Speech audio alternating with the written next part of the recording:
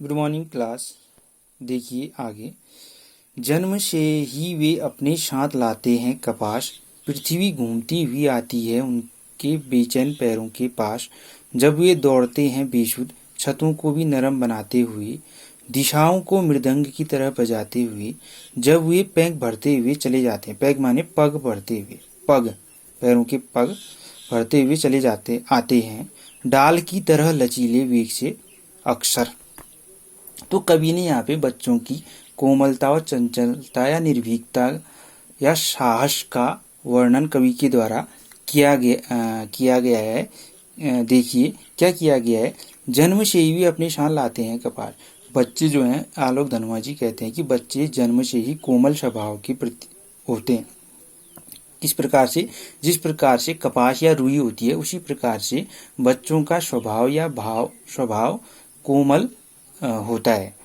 पृथ्वी घूमती हुई आती उनके बेचैन पैरों के पास। अब यहाँ पे कवि यह कहता है कि मानो यह लगता है कि पृथ्वी भी उनकी चंचलता को, किनकी चंचलता को? बच्चों की चंचलता को स्पर्श करने के लिए ही उनके पैरों की ओर समीप आती है। उनके मतलब बच्चों की चंचलता को छूने का मन पृथ्वी का करता है, कहने का मीन्स। ठीक है। हाँ, देखिए, जब वे दौड़ते हैं बेसुध, छतों को भी नरम बनाते हुए। अब कभी यहाँ पे कहते हैं कि जब वह पतंग उड़ाने के लिए छतों पर दौड़ लगाते हैं, तो उन्हें देखकर मानो यह लगता है, उन्हें देखकर छतों को भी नरम बनाते हुए, उन्हें देखकर मानो यह लगता है कि मानो कंक्रीट की छत भी कोमल हो गई है। कहने का आशय यहाँ पे ये है कि नंगे पांव से छतों पर दौड़ लगाते हुए बच्चों को छत की कठोरता का बिल्कुल भी एहसास नहीं होता है।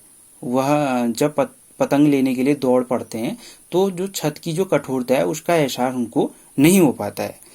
दिशाओं को मृदंग की तरह बजाते हुए, दिशाओं को मृदंग की तरह बजाते हुए। अब यहाँ पे तब ऐसा लगता है, कवि कहता है कि तब ऐसा लगता है मानो ये बच्चे दिशाओं को मृदंग बनाकर उन्हें बजाते हुए वातावरण की धमक से पूरे वातावरण को गुंजायमान कर रहे हैं। मानो ऐसा लगता है कि वह पूरे वातावरण को अपनी पैरों की धमक से पूरे वातावरण को गुंजायमान कर रहे हैं।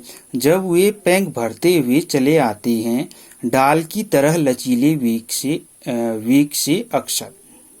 अब यहाँ पे कवि कहता है तब ऐसा लगता है मानो पेड़ की डाली को नीचे खींचकर छोड़ दिया हो। तब ऐसा मानो पेड़ की डाली को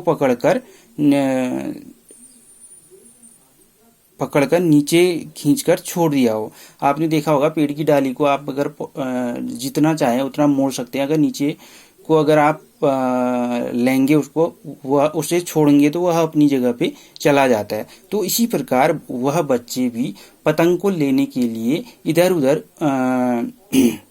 खींचतान या उछल कूद कर उस पतंग को पकड़ते हैं। उनके शरीर में भी इतना लचीला होता है, जिस मतलब डाल किसी भी पेड़ की डाल से बच्चे की, उस नादान बच्चे की क्या की है, उपमा की है। मतलब उस डाल से बच्चे की उपमा की है। तो यहाँ पे देखिए कवि के द्वारा दिशाओं को मृदंग की तरह बजाते में कवि के द्वारा उपमा अलंकार का प्रयोग कवि ने किया है। ध्यान से देख लीजिएगा।